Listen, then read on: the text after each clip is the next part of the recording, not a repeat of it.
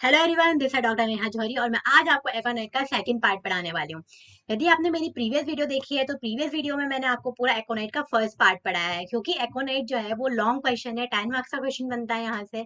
तो जो हमारी मेडिसिन है उसकी ड्रग पिक्चर आती है, जो ड्रग पिक्चर जो है अपने आप में बहुत ज्यादा लॉन्ग हो जाती है, तो अगर मैं आपको एक साथ पढ़ाती तो बहुत ज्यादा दिक्कत आती, इसलिए मैंने इसको दो पार्ट्स में डिवाइड किया है।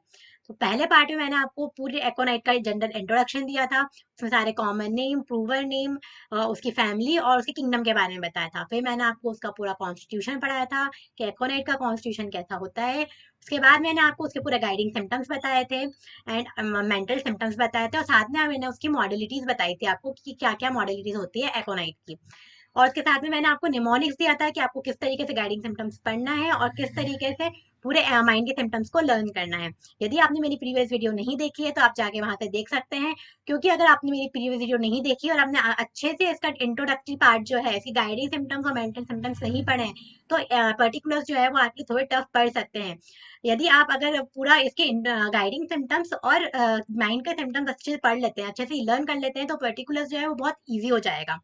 तो मैं आज आपको पूरे इसके पर्टिकुलर्स बताती हूँ, और वीडियो का आप एंड तक जरूर देखिएगा, क्योंकि वीडियो के एंड में मैं आपको बताऊंगी कि यूनिवर्सिटी में किस टाइप से क्वेश्चंस आते हैं और हमें किस तरीके से लिखकर आना होता है।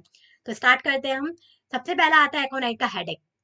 तो आपको यहाँ पे मैं सबसे पहली वीडियो के स्टार्टिंग में बता देती हूँ कि यहाँ पे इसके जो जितने भी कॉजेशन है, मोड ऑफ ऑनसेट है और मॉडलिटीज है, आप अगर इसका हेडेक पढ़ेंगे तो सेम रहेगा, रेस्पिरेटरी पढ़ेंगे तो उसमें भी वही सेम रहेगा, जीआईडी पढ़ेंगे वही रहेगा, फीवर पढ़ेंगे तो भी वही रहेगा। तो सबके कॉजेशन, मोड ऑफ ऑनसेट और उसके मॉडलिटीज एक बार आप पढ़ लेंगे तो सब कॉमन आ जाएगा एक ही बार में। लेकिन बस अंदर हमें क्या चेंज करते रहना है, उसके अंदर जो उसका इंपॉर्टेंट पॉइंट है, जो उसकी सेंसेशन है, जैसे हेडेक में सेंसेशन पूछेंगे, कैरेक्टर पूछेंगे, तो वो चीजें जो है वो पर्टिकुलर आपको उससे रिलेटेड ही पढ़नी है, तो वो आपको याद करने वाला है। बाकी तीन पॉइंट तो सबके कॉमन है, तो आंख बंद करके आप हेडेक में एक बार पढ़ लेंगे ना, तो बाकी आपसे एग्जामिनर कुछ भी पूछ ले, आपको फीवर पूछ ले या फिर इसका एसजीआईटी पूछ ले, रेस्पिरेटरी पूछ ले, कुछ भी पूछ ले, तीन पॉइंट तो हम कॉमन आप लिख कर आ सकते हैं। तो स्टार्ट करती हूँ मैं सबसे पहले हेडेक से। तो उसको हेडेक होता क्यों है, कॉजेशन का मतलब क्यों होगा, क्या रीजन है इसका हेडेक होने की। तो यदि कोई भी एकोनाइट का पेशेंट है, यदि वो ड्राई कोल्ड एयर के एक्सपोजर में जाता है तो उसको हेडेक होगा। बैड इफेक्ट ऑफ चेस्ट पर्सपायरेशन से होगा, फियर की वजह से होगा, डर की वजह से भी हेडेक होगा, फ्राइट की वजह से, अगर पेशेंट को शॉक लग रहा है उसकी वजह से, हीट ऑफ सन जिसको हम वो हीट सन स्ट्रोक भी बोलते हैं, तो उसकी वजह से उसको हेडेक होने लगेगा। अगर किसी चीज को लेकर वो एक्साइटेड है बहुत ज्यादा, तो उसकी वजह से भी उसको हेडेक होगा। तो कॉजेशन क्या है, exposure to dry cold air, exposure, bad effect of chest perspiration, fear, fright, shock, heat of sun, excitement and etcetera. उसके बाद आ जाते हैं लोकेशन, उसको सर में दर्द होगा कहाँ, तो उसका जो लोकेशन है वो है फ्रंटल रीजन। फ्रंटल रीजन में उसको बहुत भयंकर ही सर दर्द होने वाला है। उसके बाद आते हैं उसके सेंसेशन। अब अगर उसको सर दर्द हो रहा है तो उसको किस तरीके का महसूस होगा, किस तरीके के सेंसेशन आएंगे। जब भी हमारे पास क्लिनिक में पेशेंट्स आते हैं तो बोलते हैं ना कि ऐसा लग रहा है कि हमारे सर दर्द से फट जाएगा, ऐसा लग रहा है कि हमारे सर में कोई हथौड़े मार रहा है। तो इस तरीके से पेशेंट आपको बताएगा, तो वो सारे सेंसेशन यहाँ पे दिए हुए हैं। तो एकोनाइट का अगर पेशेंट है तो वो क्या बताएगा कि उसको ऐसा लग रहा है कि उसके headache as if nailed up drives him crazy, ऐसा लगेगा कि उसकी सर में कोई खील ठोक रहा है। नेल्ड अप का मतलब होता है खील ठोकना। अगर ऐसा उसको लगेगा कि उसके सर में कोई खील ठोक रहा है, उसकी वजह से उसको जो दर्द होगा, उसकी वजह से उसको ऐसा लगेगा कि एकदम वो पागल हो जाएगा। तो headache as if nailed up drives him crazy. उस और क्या बोलेगा, वो एकदम सर दर्द से उसको एकदम पागल हो रहा है, और बहुत ज्यादा हैवीनेस लगेगा, फुलनेस लगेगी उसको हेडेक में। साथ ही साथ उसको ऐसा लगता है कि जो उसका स्कल है, जो उसका माथा है, वो सर से बाहर निकल जाएगा, इस तरीके का उसका सेंसेशन आते हैं। और कैसा लगता है, उसको ऐसा लगता है बर्निंग हेडेक होता है। तो बर्निंग हेडेक उसको कैसा होगा, वो ऐसा उसको ऐसा लगेगा कि उसका जो सर है, ब्रेन है, उसको कोई गर्म पानी में, बॉइलिंग वाटर में बॉईल कर रहा हो। Headache, burning headache as if the brain were agitated by the burning water. और क्या लगेगा उसको, सेंसेशन ऑफ फुलनेस, उसका ऐसा लगेगा उसका सर बहुत ज्यादा भरा भरा सा है, और थ्रॉम्बिंग हेडेक होगा। तो इसके ये हो गया इसका सेंसेशन है हमारे एकोनाइट के पेशेंट का। उसके बाद इसमें आ जाते हैं मॉडलिटीज। मॉडलिटीज हमें पता ही है कि क्या होता है। मॉडलिटीज में दो पॉइंट लिखने हैं, एग्रावेशन एंड एम्ब्यूरेशन। एग्रावेशन किस चीजों से उसके कंप्लेंट्स जो है वो बढ़ रही है, एम्ब्यूरेशन और किन चीजों से उनको आराम मिल रहा है। तो एग्रावेशन आपने पहले ही, मैंने आपको गाइडिंग पढ़े हैं, अगर आपने गाइडिंग ठीक से पढ़े हैं तो आपको यहाँ याद करने की जरूरत ही नहीं है। एग्रावेशन उसको ज्यादातर इवनिंग टाइम पे होते हैं, और रात होते होते बहुत ज्यादा उसके जो सिम्टम्स है, जो प्रॉब्लम्स है, वो बढ़ जाती है। और कब, व्हेन गोइंग टू बेड, जब वो उस बेड पे सोने जाता है उस टाइम पे, तो वही नाइट के टाइम पे उसके सिम्टम्स जो है वो बढ़ रहे हैं। एम्ब्यूरेशन किससे मिल रहा है उसको? ओपन एयर से, खुली हवा से उसको आराम मिलेगा। कनकॉमिटेंट्स, कनकॉमिटेंट्स मैंने आपको पहले ही इंट्रोडक्टरी वीडियो में बताया था कि कनकॉमिटेंट्स का मतलब क्या होता है।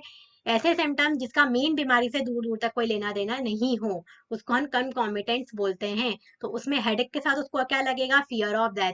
अब यहाँ भी देखो उसको फियर ऑफ डेथ हो रहा है, उसको ऐसा लग रहा है कि वो, उसको इतना डर लग रहा है कि उसको लग रहा है कि सर दर्द से ही वो मर जाएगा। उसको एंजाइटी, बेचैनी हो रही है, वरी, बहुत ज्यादा डर रहा है वो, मेंटल अनईजीनेस हो रही है और रेस्टलेस हो रहा है। तो यहाँ पे हम क्या देखने को मिल रहा है? फियर ऑफ डेथ, मतलब हर चीज में क्या है? फियर ही फियर लेके चल रहा है। तो उसकी थीम क्या है एकोनाइट की? एकोनाइट की थीम है फियर, फियर। अगर हमें एकोनाइट को याद रखना है तो हमको सिर्फ डर याद रखना है, क्योंकि जो एकोनाइट है वो बहुत ज्यादा डरपोक रेमेडी है, उसको हर चीज से डर लगता है और उसकी पूरी थीम क्या है? फियर है। तो इस तरीके से हम इसको याद रख सकते हैं। देन आ जाता है हमारा इसमें रेस्पिरेटरी सिम्टम्स। अब हमें रेस्पिरेटरी सिम्टम्स को पढ़ना है। जैसा कि मैंने आपको पहले बोला था, कॉजेशन वही के वही जो आपने हेडेक में पढ़े, वही के वही, आंख बंद करके यहाँ भी लिख दो उसके causation. Exposure to dry cold air, exposure, bad effect of chest perspiration, fear, fright, shock, heat of sun, excitement, etcetera. अब कैरेक्टर ऑफ कफ, कफ कैसा होगा एकोनाइट के पेशेंट को? तो कैसा होगा? Sudden and violent. एकोनाइट को कुछ भी होगा एकदम से होगा और बहुत भयंकर ही होगा, सडन एंड वायलेंट। उसको अगर हेडेक हो रहा है ना तो एकदम होगा, बहुत तेज होगा। फीवर आएगा तो एकदम आएगा, बहुत तेज आएगा। तो इसका मोड ऑफ ऑनसेट कैसा है? Sudden and violent. और ये ऐसा कैसा सेम कैरेक्टर हमें और कौन सी मेडिसिन में देखने को मिलता है? सेम कैरेक्टर हमको बेलाडोना में देखने को मिलेगा। बेलाडोना जो है वो इस ईयर की रेमेडी नहीं है, हमें थर्ड ईयर में पढ़नी है। लेकिन अगर आपको कंपैरिजन करना है, आपको याद रखना है कि अगर हमें सडन एंड वायलेंट अपने एकोनाइट में पढ़ा तो हमें एकदम से माइंड में क्लिक होना चाहिए कि ये सिम्टम तो यार हमें बेलाडोना में भी मिला था। यदि आप बेलाडोना पढ़ोगे तो आपको दिमाग में एकदम आना चाहिए कि यार ये सिम्टम तो हमको एकोनाइट में देखने को भी मिला था। तो ऐसे अगर आप कंपेयर करते चलोगे, कंपैरेटिव स्टडी करोगे ना, तो एक साथ बहुत मेडिसिन आप क्या है याद होती जाएगी और आपको दिक्कत नहीं होगी आगे जाके। क्योंकि अभी तो पहली रेमेडी पढ़ा रहे हो, आगे आपको बहुत सारी 50 रेमेडीज पढ़नी है। तो क्या होगा? सब एक दूसरे में मिक्स होती जाएंगी। तो हमको मिक्स नहीं करना है, हमें हमें यहाँ पे क्या करेंगे? कंपेयर करते चलेंगे। कंपैरेटिव स्टडी में हमें सारी चीजें याद होती चलेगी। फिर नेक्स्ट क्या आ जाता है? Trophy in nature. तो फिजियोलॉजी में आपने क्रॉप पढ़ा होगा। क्रॉप का मतलब क्या होता है? जो एयरवेज होते हैं ना वो नैरो हो जाते हैं। नैरो होने की वजह से क्या होता है? ब्रीदिंग इश्यूज होने लगते हैं, सांस लेने में दिक्कत आ जाती है। तो यहाँ पे किस टाइप का कफ है इसका? क्रॉप इन नेचर है। अब इसको किस टाइप का कफ हो रहा है? Dry cough. हमने सुना होगा सूखी खांसी हो गई, सूखी खांसी हो गई। तो यहाँ पे क्या हो गया? ड्राई कफ हो गई। हॉर्शनेस मतलब उसको खरखराहट होगी, गले में बहुत ज्यादा सफोकेशन होगा, उसको सांस लेने में दिक्कत होगी। जब वो खांसेगा तो बहुत तेज तेज आवाज आएंगी, लाउड, क्रॉकिंग, हार्ड, एकदम बहुत तीखी आवाज आएंगी। ऐसा लगेगा कुछ, जब ये खांसेगा ना पेशेंट एकोनाइट का, तो ऐसा लगेगा कोई घंटी बजा रहा हो। रिंगिंग एंड विस्लिंग मतलब कोई सीटी बजा रहा हो, इस टाइप के साउंड उसके कफ में हमें देखने को मिलेंगे। फिर आ जाते हैं वही हम मॉडलिटीज में, वही हमें एग्रावेशन, वही एम्ब्यूरेशन लिखना है जो हम आगे पढ़ के आए हैं। एग्रावेशन वही ना, इवनिंग में होगा, रात होते होते वर्स हो जाएंगे। और जब वो बेड पे सोने जाएगा उस टाइम पे उसकी जो कंप्लेंट्स है बहुत ज्यादा बढ़ जाएगी। एम्ब्यूरेशन उसको वही हमें ओपन एयर से मिल जाएगा। तो आपने पैटर्न देख लिया होगा, जैसे हमने हेडेक पढ़ाया था, हेडेक में कॉजेशन वही था जो हमने रेस्पिरेटरी में पढ़ा था। मॉडलिटीज वही थी जो हमने वो हमारे हेडेक में पढ़ी थी। मोड ऑफ अनसेट, हेडेक में भी सडन एंड वायलेंट था, यहाँ पे भी सडन एंड वायलेंट है।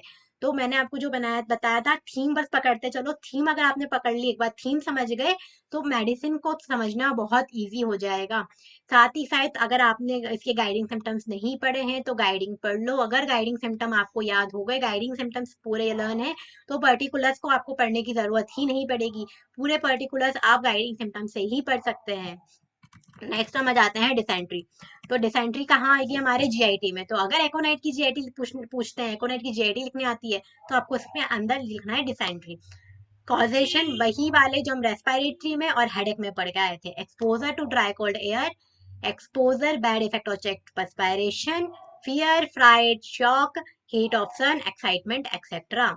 Then mode of onset, mode of onset वही है सडन एंड वायलेंट जो हमने पहले पढ़ा था। मेन चीज हमें क्या पढ़नी है? Character of stool. तो स्टूल का कैरेक्टर कैसा है? Sudden agonising pain in abdomen. Agonising मतलब भयंकर सीवियर वाला दर्द, बिल्कुल इतना भयंकर दर्द होगा ना कि पेशेंट बिल्कुल रोने लगेगा और उसको ऐसा लगेगा कि वो मर जाए। क्यों? क्योंकि फियर ऑफ डेथ है यहाँ पे। और यहाँ पे नेक्स्ट क्या है? Severe tenesmus and griping colic pain. Colic pain मतलब वही पेट में भयंकर दर्द होगा। टेनेमस मतलब ऐठन वाला, रह रह के उसके पेट में ऐठन आएगी, मरोड़े उठेंगी, ऐसा दर्द होगा। स्टूल कैसा होगा? फ्रीक्वेंट, एकदम बहुत ज्यादा जल्दी जल्दी होगा। और इसके स्टूल में कैसा स्टूल होगा? अगर हम उससे स्टूल पूछेंगे कि भैया आपका स्टूल कैसा है, कैसा देखने को मिलता है, तो वो बोलेगा स्टूल के अंदर अनडाइजेस्टेबल फूड पार्टिकल्स हैं, साथ ही साथ उसके अंदर चिपचिका म्यूकस आ रहा है और ब्राइट रेड कलर का ब्लड है। और साथ में क्या बोलेगा? फ्रिक्वेंट डिजायर है, उसको बार बार स्टूल डेफिकेट करने जाना पड़ रहा है, बार बार स्टूल पास करने जाना पड़ रहा है। तो इसका कैसा हो गया कैरेक्टर? फ्रिक्वेंट स्टूल हो गया, स्टूल के अंदर अनडाइजेस्टेबल फूड पार्टिकल्स हैं, साथ में ब्लड देखने को मिल रहा है, म्यूकस आ रहा है और उसको फ्रिक्वेंट डिजायर हो रही है डेफिकेशन की। मॉडलिटीज वही हैं। एग्रावेशन इवनिंग में होगा, नाइट में होगा। एग्रावेशन इवनिंग में होगा, नाइट में होगा, गोइंग टू दी बेड पे होगा। एम्ब्लियोरेशन ओपन एयर से है। कंकॉमिटेंट सिम्टम्स वही वाले हैं, fear of death, anxiety, worry, mental uneasiness and restlessness. इसके बाद हम नेक्स्ट जाते हैं इसके फीवर पे। फीवर जो है एकोनाइट का बहुत ज्यादा इंपॉर्टेंट है। अगर आपसे ड्रग पिक्चर नहीं पूछी जा रही है, शॉर्ट में पूछा जा रहा है, तो 5 मार्क्स में जो है आपसे फीवर ही पूछा जाएगा। फीवर इतना इंपॉर्टेंट है, 5 स्टार क्वेश्चन है एकोनाइट का फीवर। तो ग्रेट फीवर रेमेडी, तो एकोनाइट जो है वो फीवर के लिए बहुत अच्छी रेमेडी है। कॉजेशन वही के वही फिर से, exposure to dry cold air, expose bad effect of chest perspiration, fear, fright, shock, heat of sun, excitement etcetera. Mode of onset कैसा है? वही सडन एंड वायलेंट जो हमें आगे देखने को मिला था। सिम्टम्स क्या आएंगे हमारे फीवर के? वही सडन एंड वायलेंट, उसको एकदम से फीवर आएगा, अचानक से आएगा, with high rise of temperature. जब हम उसको थर्मामीटर लगा के देखेंगे, सडन एंड वायलेंट एकदम से बहुत तेज आएगा और उसका जो फीवर है ना बहुत तेज आएगा। जब भी हम थर्मामीटर लगा के देखेंगे पेशेंट को, तो उसका जो टेम्परेचर है ना बहुत ज्यादा हाई मिलेगा। अब severe chill in the beginning, starting में उसको बहुत ज्यादा ठंड लगेगी, लेकिन क्या होगा, क्योंकि इसके सिम्टम्स कब बढ़ते हैं? इवनिंग में, और रात होते होते क्या हो जाते हैं? वर्स हो जाते हैं। तो violent and more chill in evening, शाम के टाइम पे बहुत ज्यादा उसको ठंड लगेगी और रात होते होते तो वर्स हो जाएगा। फिर क्या है? वेरी चिली इफ अनकवर्ड, अगर वो अपने आप को कवर करके नहीं रखेगा, कोई भी ऐसे कवरिंग कपड़े नहीं पहनेगा या फिर अपने आप को चादर या ब्लैंकेट किसी चीज से ओढ़ के नहीं रखेगा, कवर नहीं करेगा, तो क्या होगा? उसकी चिलनेस जो है बहुत ज्यादा ठंडी बहुत ज्यादा बढ़ जाएगी। हम अगर पेशेंट को हाथ लगा के देखेंगे, एक्सटर्नली तो पेशेंट बहुत ठंडा रहेगा, लेकिन इंटरनली उसको हीट रहेगी। अगर हम थर्मामीटर लगाएंगे तो उसमें बहुत तेज उसको फीवर देखने को मिलेगा। साथ ही साथ क्या है? नो पीरियोडिसिटी, इसमें कोई पीरियोडिसिटी नहीं है, इसको फीवर कभी भी आ सकता है। तो सिम्टम्स क्या है फीवर के? सडन एंड वायलेंट होंगे, एकदम से अचानक से बहुत तेज फीवर आ जाएगा। स्टार्टिंग में उसको ठंड लगेगी, लेकिन शाम होते होते बहुत ज्यादा ठंड लगने लगेगी और रात होते होते तो वर्स हो जाएगा। अगर वो अपने आप को कवर करके नहीं रखेगा तो एक्सटर्नली तो पेशेंट जो है वो बहुत ज्यादा ठंडा रहेगा, बट इंटरनली उसको हीट रहेगी और इसमें कोई पीरियोडिसिटी देखने को हमें नहीं मिलती है। फिर नेक्स्ट आ जाता है फेज ड्यूरिंग फीवर। अब फीवर के दौरान पेशेंट का फेस कैसा दिखाई देगा? तो यहाँ अगर हमने गाइडिंग सिम्टम पढ़ा है, तो हमें पता है कि उसका फेशियल एक्सप्रेशन कैसे होते हैं, कैसा दिखाई देता है? रेड एंड रेड और pale and red alternatively, guiding का आ गया। एक्सप्रेशन कैसे होंगे? एंजियस एंड फ्राइटन्ड, ये भी गाइडिंग का आ गया। गाइडिंग नहीं पढ़े हो तो अभी भी बोल रही हूँ, पहले आप प्रीवियस वीडियो में जाइए, गाइडिंग पढ़िए। गाइडिंग पढ़ लिया तो यहाँ से आप अच्छे से इसको समझ सकते हैं। सेंसेशन कैसे होंगे? उसको क्या लगेगा कि उसका मुंह जो है वो बड़ा हो रहा है, ग्रोइंग हो रहा है, और साथ में उसको क्या लगेगा? स्वेलिंग आ रही है, उसका फेस पूरा सूज रहा है। अब नेक्स्ट आ जाता है स्किन ड्यूरिंग फीवर। फीवर के दौरान उसकी स्किन कैसी लग रही है? तो अगेन गाइडिंग वाला सिम्टम आ गया, skin is dry and hot with burning. और कैसा होगा? स्किन बहुत ज्यादा रेड हो जाएगी बुखार की वजह से, शाइनी दिखेगी, हॉट एकदम, बहुत हाथ लगाएंगे तो गर्म लगेगा क्योंकि उसको फीवर है, विथ वायलेंट पेन। अब नेक्स्ट हो जाता है स्वेट ड्यूरिंग फीवर। अब फीवर के दौरान उसको स्वेटिंग कैसी होगी, पसीना कैसा आएगा? तो ड्रैचिंग स्वेट होगा। ड्रैचिंग का मतलब जब पेशेंट रात में सोएगा तो उस दौरान क्या होगा, उसको इतना पसीना आएगा, इतना पसीना आएगा कि उसका जो तकिया वगैरह है ना सब उसके पसीने से भीग जाएगा, तो उसको हम कहते हैं ड्रैचिंग स्वेट। फिर नेक्स्ट जाता है थर्स्ट ड्यूरिंग फीवर। फीवर के दौरान उसको किस तरीके की प्यास लगेगी, थर्स्ट लगेगी? अगेन हमारा गाइडिंग का सिम्टम आ गया है, अनक्वेंचेबल थर्स्ट, मतलब ना बुझने वाली प्यास। थोड़ा थोड़ा पानी पिएगा थोड़ी थोड़ी देर में, लेकिन कैसा पिएगा? एकदम ठंडा पानी पिएगा, उससे भी क्या होगा? उसकी प्यास नहीं बुझेगी। अनक्वेंचेबल थर्स्ट। देन मेंटल सिम्टम, आंख बंद करके आपने जो मेंटल सिम्टम आगे पढ़े हुए प्रीवियस वीडियो में वो यहाँ लिख सकते हैं। मैंने यहाँ पे 2 पॉइंट लिखे हैं, लेकिन आप वहां से उठा के पूरे पॉइंट यहाँ पे एडजस्ट कर सकते हैं, आराम से सारे पॉइंट यहाँ पे आ जाएंगे। मेंटल सिम्टम्स से क्या होगा?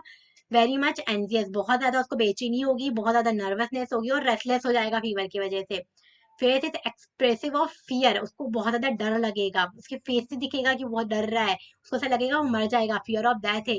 इवन वो बुखार में भी ये बोलने लगेगा कि मैं मरने वाला हूँ, वो अपने मरने का टाइम प्रिडिक्ट करेगा, बोलेगा कि घड़ी में इतने बज के इतने मिनट में मैं मर जाऊंगा। तो इतना ज्यादा इसमें स्ट्रॉन्ग फियर दिखाई देगा। तो और ज्यादा आप सिम्टम्स जो हैं आप अपने गाइडिंग सिम्टम्स में जो मैंने माइंड पढ़ाया था, माइंड वाले पार्ट पे जितने भी सिम्टम्स उठा बताए थे वो यहाँ आप लिख सकते हैं, तो आपको अच्छे मार्क्स मिलेंगे। देन आते हैं मॉडलिटीज में। मॉडलिटीज वही वाली हैं सारी जो एग्रावेशन है, रात इवनिंग में होगा, शाम में होगा, रात होते होते वर्स हो जाएगा, और जब वो बेड पे सोने जाएगा उस टाइम पे उसकी कंप्लेंट जो है वो बढ़ जाएगी। एम्ब्यूरेशन जो है उसको ओपन एयर से मिलेगा, खुली हवा से मिलेगा। तो है हो गया हमारी पूरी बात एकोनाइट के पर्टिकुलर्स के बारे में। अब मैं आपको बताती हूँ कि एकोनाइट में किस टाइप के क्वेश्चंस आते हैं और हमें यूनिवर्सिटी में कैसे लिख कर आना है। तो अगर ड्रग पिक्चर आ रही है तो आपको पूरे इसके गाइडिंग सिम्टम इंट्रोडक्शन देना है, स्पेयर्स ऑफ एक्शन देना है, कॉन्स्टिट्यूशन देना है, गाइडिंग सिम्टम्स देनी है, साथ ही साथ इसके मॉडलिटीज लिख कर आना है। तो पर्टिकुलर अगर ड्रग पिक्चर आ रही है तो पर्टिकुलर्स में आपको जरूरी नहीं कि पूरा हेडेक लिखो, पूरी जीआईटी लिख दो और पूरा जो फीवर वगैरह है वो पूरा लिख दो। पर्टिकुलर में आप 2 या 3 पर्टिकुलर भी लिख कर आएंगे ना शॉर्ट में करके इसको, तो भी आपको अच्छे मार्क्स मिल जाएंगे। और यदि आपसे 5 मार्क्स में पूछते हैं कि एकोनाइट का फीवर लेके आओ, क्योंकि एकोनाइट का फीवर बहुत इंपॉर्टेंट है, अगर ड्रग पिक्चर में नहीं आया तो आपको 5 मार्क्स में फीवर लिखना आएगा, फाइव स्टार क्वेश्चन है। या जीआईटी पूछ लेंगे, पर जीआईटी ज्यादा जो है फीवर इसका इंपॉर्टेंट है। तो फीवर आपको लिखना है। सब में कॉमन पॉइंट बनाने हैं, causation, mode of onset, location, sensation, character, और लास्ट में आ जाता है इसका मॉडलिटीज। कॉजेशन आंख बंद करके सारे कुछ भी पूछ लें, सब में कॉजेशन एक जैसा, और इसके पूरे जो मोड ऑफ ऑनसेट है सडन एंड वॉलेंट, आंख बंद करके सब में सडन एंड वॉलेंट लिख सकते हैं ऑनसेट में। और साथ में मॉडलिटीज आंख बंद करके सबकी मॉडलिटीज जो है और एक जैसे आप लिख सकते हैं। तो ये आपको लिख कर आना है। अगर आप इस तरीके से लिख के आएंगे तो यूनिवर्सिटी में आपको बहुत अच्छे मार्क्स मिलेंगे। और नेक्स्ट आते हैं 2 मार्क्स का क्वेश्चन। अगर आपको यहाँ से पूछा जाए तो 2 मार्क्स के क्वेश्चन में मोस्टली आपको यहाँ से इसकी मॉडलिटीज पूछी जाएगी ज्यादा से ज्यादा। और मॉडलिटीज नहीं पूछी तो कॉन्स्टिट्यूशन पूछ सकते हैं। तो कॉन्स्टिट्यूशन तो नॉर्मली आपको पढ़ना ही है, क्योंकि ड्रग पिक्चर पढ़नी है तो आपको सब चीजें पढ़नी ही है। तो आपको ऐसा नहीं है कि आपको ये छोड़ देना है या वो छोड़ देना है। तो ड्रग पिक्चर के हिसाब से आप इसको पढ़िएगा, पूरा पढ़िएगा। जिस तरीके से मैंने आपको पढ़ाया उस तरीके से पढ़िएगा, उस तरीके से पढ़ी तो बहुत ज्यादा इजीली आप इसको समझ सकते हैं और लर्न कर सकते हैं। अगर वीडियो आपको पसंद आई हो तो लाइक करें, सब्सक्राइब करें। Thank you.